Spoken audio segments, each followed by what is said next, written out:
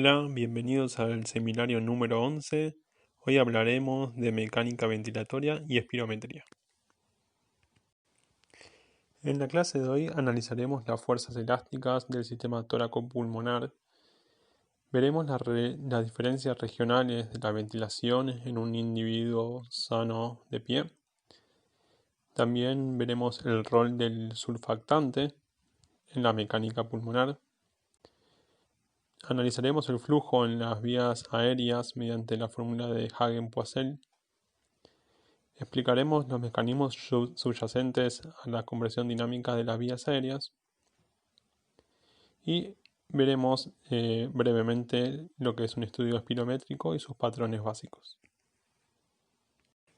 Empecemos por analizar las fuerzas elásticas del sistema tóraco-pulmonar y sus interacciones. A nivel didáctico se divide a la respiración en 4 fases. Una primera fase de convección externa, producto de nuestra mecánica ventilatoria, en el que el aire pasa de la atmósfera hacia nuestras vías respiratorias. Luego de esto vendrá una fase de difusión pulmonar, en el que el oxígeno pasará desde los alvéolos hacia la sangre. La tercera fase se denomina de convección interna, que es nuestro sistema cardiovascular el que se encarga de distribuir el oxígeno hacia todos nuestros órganos. La última fase es la que se denomina de difusión tisular, en la que las mitocondrias de nuestros tejidos se encargan de captar ese oxígeno. A los músculos ventilatorios se los divide en inspiratorios y expiratorios. Dentro de los inspiratorios, el diafragma es el principal por excelencia. Aunque durante una inspiración tranquila, los intercostales también podrán colaborar. Típicamente se dice que los intercostales externos son los inspiratorios. Sin embargo, actualmente se sabe que no solamente su función depende de la ubicación, sino también de la dirección de las fibras. Durante una inspiración forzada, los músculos escalenos, los esternocleidomastoideos y otros músculos que eleven la cintura escapular también podrán colaborar a la inspiración. Como adelanto, les digo que la expiración se produce en forma pasiva, es decir, sin ningún músculo expiratorio principal interviniendo. Es por eso que los músculos expiratorios suelen ser secundarios, solamente necesarios para una expiración forzada. Entre ellos se encuentran los músculos de la prensa abdominal, los intercostales y algunos músculos del cuello y la espalda que desciendan la cintura escapular.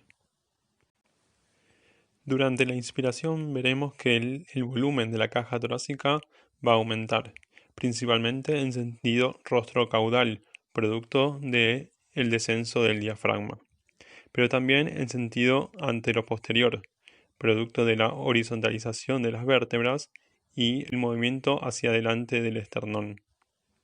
Efectos que se denominan de asa de cubo y mango de bomba de agua, respectivamente.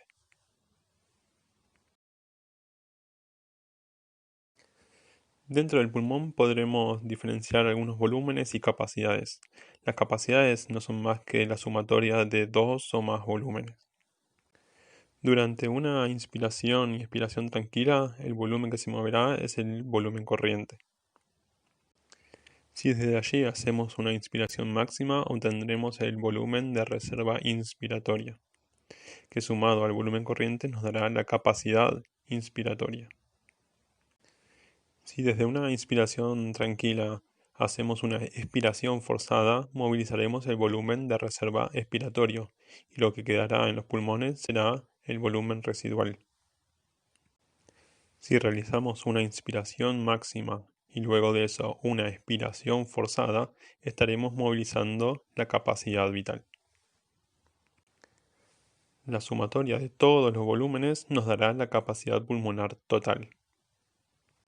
La capacidad residual funcional la analizaremos en profundidad enseguida.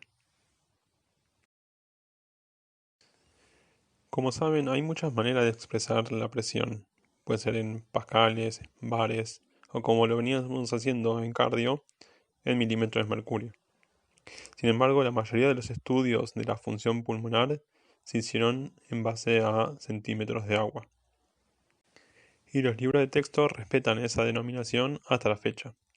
Por lo tanto, una presión atmosférica de 760 milímetros de mercurio será igual a 0 centímetros de agua, y toda presión que sea subatmosférica tendrá valores negativos.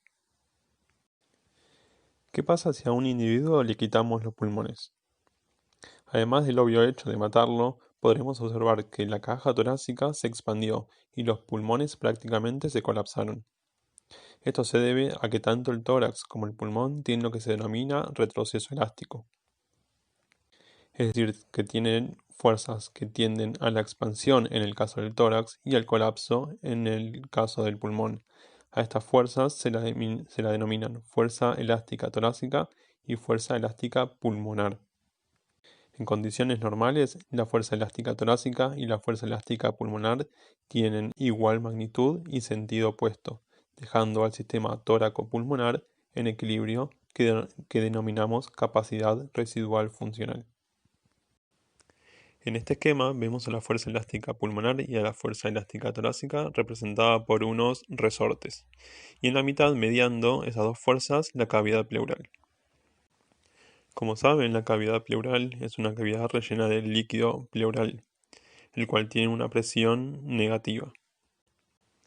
Pero si las fuerzas que se le aplican a la cavidad pleural son de igual magnitud y sentido opuesto, ¿no debería ser la presión cero, nula? Esto sería cierto si la fuerza elástica pulmonar y torácica estarían aplicadas sobre el mismo punto. Sin embargo, esto no es así. La fuerza elástica pulmonar se aplica sobre la pleura visceral y la fuerza elástica torácica sobre la pleura parietal. Por lo tanto, al estar aplicada en diferentes puntos, la resultante es una presión intrapleural negativa.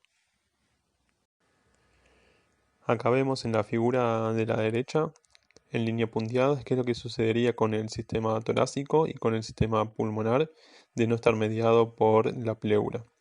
Vemos un tórax que tiende a la expansión y un pulmón que tiende al colapso.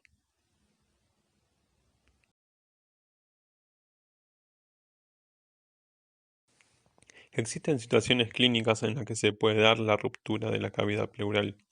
Puede ser en forma espontánea o provocada, por ejemplo, por un arma de fuego o un arma blanca. En estos casos, el aire entrará por diferencia de presión desde la atmósfera hacia la cavidad pleural, llevando la presión de un valor negativo a cero, y produciendo la disociación de estas dos fuerzas elásticas con el consiguiente colapso pulmonar, como puede verse en esta radiografía. Al ingreso del aire a la cavidad pleural se la denomina neumotórax.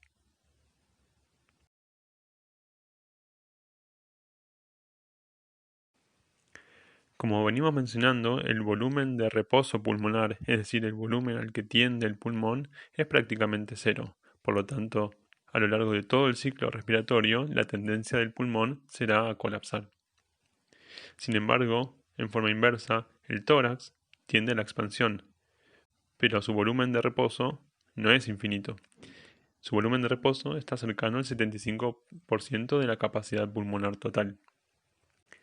Entonces, es cierto que la fuerza elástica torácica tenderá a expandir el tórax siempre y cuando el volumen al que se encuentre no esté por encima de su volumen de reposo, en cuyo caso la fuerza elástica torácica tenderá a colapsar el tórax hasta llevarlo a ese volumen de reposo.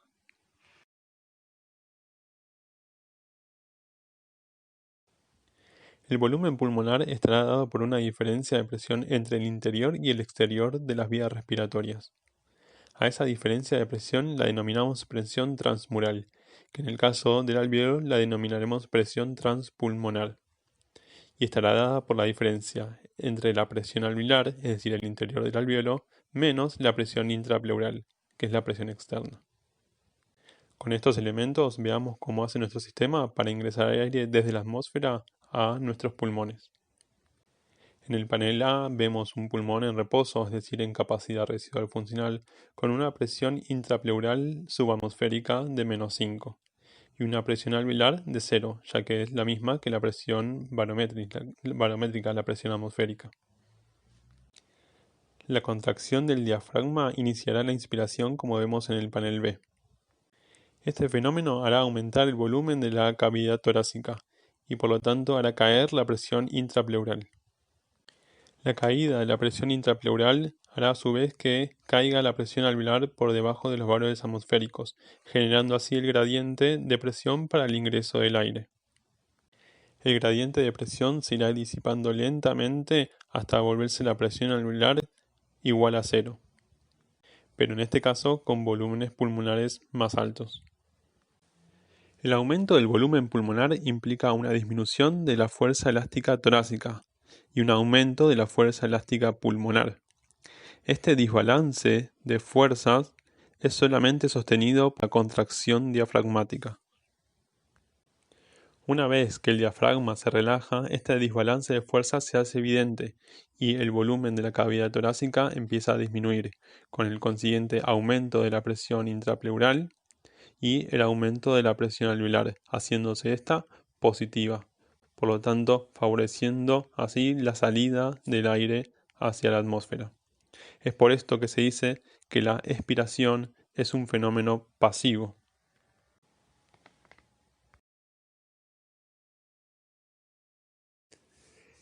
En esta figura podemos ver cómo evidentemente en la inspiración el volumen aumenta para luego volver a descender. En el segundo panel vemos la variación de la presión intrapleural que parte de valores subatmosféricos, en este caso de -5, y durante la inspiración se hacen aún más negativos y durante la expiración vuelven a valores menos negativos. Pasemos al último panel que menciona la presión alveolar y noten cómo los valores de presión alveolar igual a 0 al principio y al final de la inspiración se corresponde con flujo 0, es decir que no hay gradiente de presión para la entrada o salida de aire. Las presiones alveolares negativas se corresponde con la fase inspiratoria y las presiones alveolares positivas se corresponde con la fase expiratoria.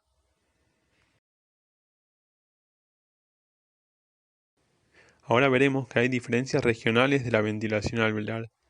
Expliquemos por qué. Mencionamos que el volumen alveolar estaba en relación a la presión transmural, que dependía a su vez de la presión alveolar y la presión intrapleural. Sin embargo, sabemos que en reposo la presión alveolar es igual a la presión barométrica, por lo tanto su valor es igual a 0. Lo que implica que en reposo el volumen alveolar está en relación directa a la presión intrapleural. La presión intrapleural no es homogénea a lo largo de todo el pulmón. Recordemos que esta presión se genera en un espacio lleno de líquido. Por lo tanto, en las bases habrá una mayor presión hidrostática, lo que volverá a la presión intrapleural menos negativa. Otra explicación que brinda la literatura es que esa presión menos negativa se debe al peso del pulmón. Al realizar los cálculos vemos que la presión transmural en las bases es menor que en el ápice, por lo tanto el volumen alveolar va a ser menor.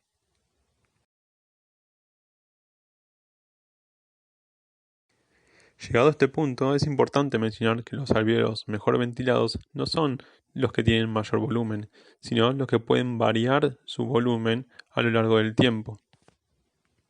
De la misma manera que el miocardio a medida que se llenaba se volvía más rígido, un alvéolo de mayor volumen implica una mayor rigidez, por lo tanto una mayor dificultad para movilizar el volumen. Por lo tanto, son los alvéolos de la base los que presentan una mayor distensibilidad y por lo tanto una mejor ventilación. La inhalación de un gas marcado radioisotópico permite detectar los lugares de mayor ventilación y como mencionamos recién, son las bases las que presentan esta característica.